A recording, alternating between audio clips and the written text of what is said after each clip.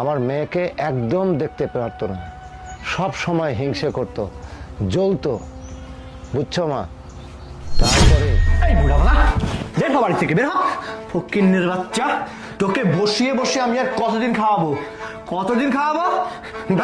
বাবা, এই বাড়ি ঘর সমস্ত কিছু আমি মেহনত করে করেছি বাবা, তুই আমাকে বাড়ি থেকে তাড়িয়ে দিস না বাবা, তুই আমার একমাত্র ছেলে। হ্যাঁ, তোকে বাড়ি থেকে বের করে দিব নাকি তোকে বসিয়ে বসিয়ে আমি গেলাবো, গান্ডে পিন্ডে গেলাবো?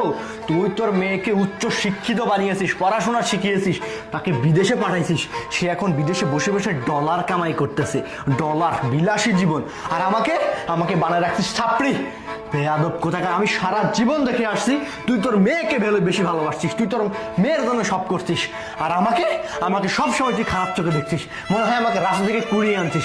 ফকিন্নের বাচ্চা, বের হয়ে যা। যার জন্য সব করছিস সেই এখন তোকে ভাত কাপড় দিবে, ঠান্ডায় রাস্তায় গিয়ে কাঁপতে কাঁপতে মরে যাবি, এটাই হতো। বাবা, আমি কোথায় যাবো, কোথায় যাবি, কি করবি আমি কিচ্ছু জানি না বাবা। বের হয়ে যা।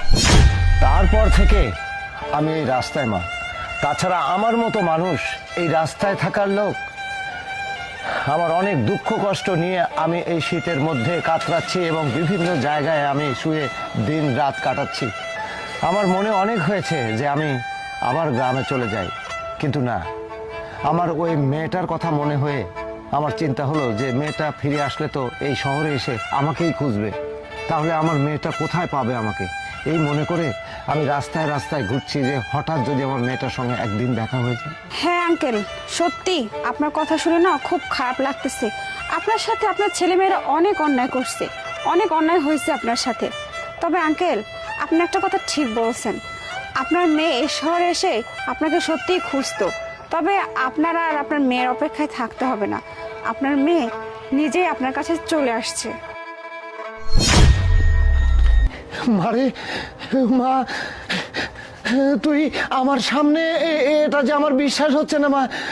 মা, তুই এতদিন বিদেশে ছিলি, তুই কখন আসলি, কিভাবে আসলি? আমি তোর প্রতীক্ষায় দিন দিন গুনে আমি একদম শেষ হয়ে গেছি মা। আমি শুধু এই দিনটির জন্য অপেক্ষায় ছিলাম যে আমার মেয়েটি কবে আসবে, আমার সঙ্গে কবে দেখা করবে।